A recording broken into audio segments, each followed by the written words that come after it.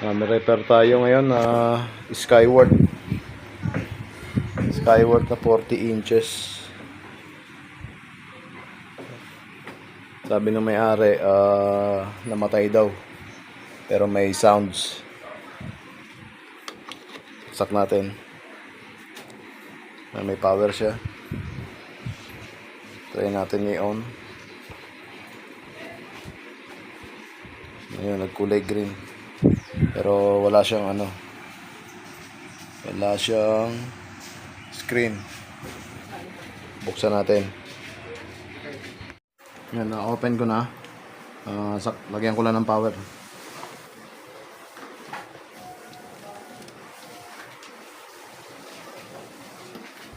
May power na. Turn on. Yan, nagkulay green na siya. Ngayon, check muna natin yung supply ng backlight kung available ba. Ground natin yung isang test rod sa body. Tapos dito tayo sa rectifier niya. Regulator niya. Ayan, meron siyang 30 volts. Ibig sabihin, good yung driver ng backlight. Kaya need natin na i-open to mismong TV. Tatanggalin natin yung panel. Daming tornilyo. Paikot. Buksan muna natin para ma-check yung backlight mismo. Ito na, buksan ko na. Napakahirap talaga magpalit pag backlight. Pag mag-repair ng TV at sira backlight, napakahirap at napakadelikado. Dahil dun sa aalisin mo yung panel, pag na-disgrasya mo, yari. Test natin itong backlight na to kung may diferensya ba. Gamit tayo ng backlight tester.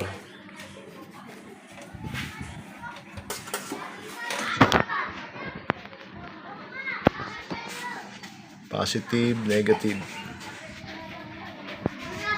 Umilaw yung isang strip. Ay sa kabila, o sa gitna.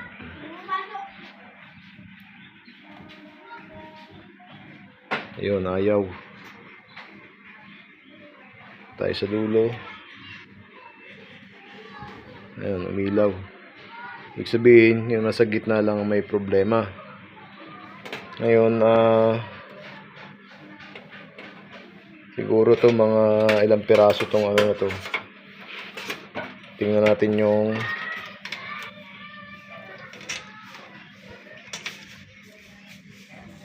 may isa.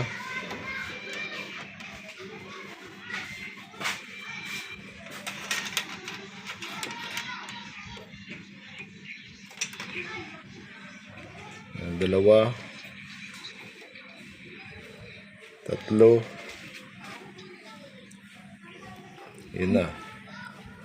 Yung pang-apat.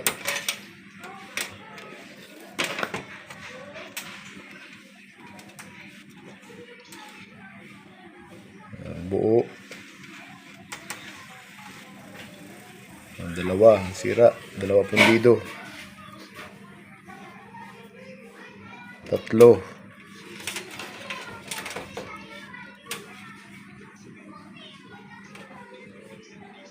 Tatlo lang ang pundido. Ngayon, pwede namang kaso hindi ako nagpapalit, ginawa ko na kasi yan. Kung alin lang yung pundido, yun lang yung pinapalitan ko. Sa case na to, buo yung dalawang strip. Yung isang strip ang sira. Papalitan na lang natin to ng factory cut ulit na backlight. Kasi kapag ito lang isang strip ang pinalitan natin, sa susunod may masisira na naman dito sa gumagana na to, o kaya dito sa ilalim. Kaya need natin itong palitan buo ng bago na factory cut. Kaya nagtataka kayo bakit mahal magpa-repair ng TV na backlight ang sira. Dahil doon sa hirap at yung disgrasya na aabutin kapag magkakalas ka ng panel.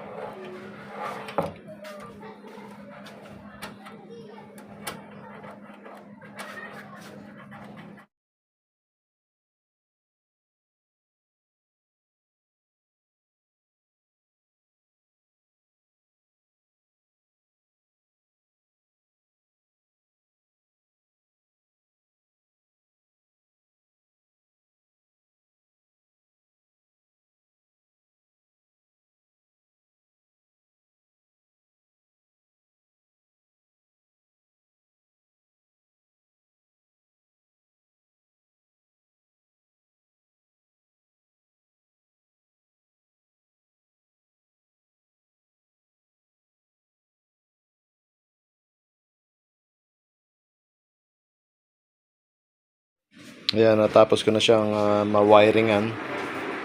Medyo magulo lang ang wiring dahil itong strip na to ay dalawang series. Ibig sabihin, isang series tapos kalahati nito sa gitna. Tapos isang series kalahati naman sa gitna. Series parallel ang connection niya. Ano na siya? Ikakabit ko na lang muna para ma-testing. Ayan na, ikabit ko na. Testing natin.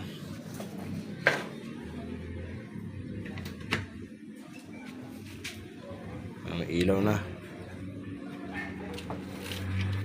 On natin.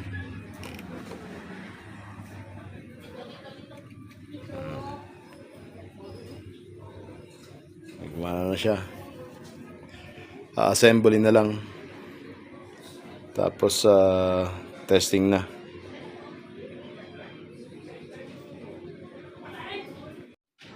Yan, na-assemble ko na. Testing naman. Yan, nagkulay pula na siya.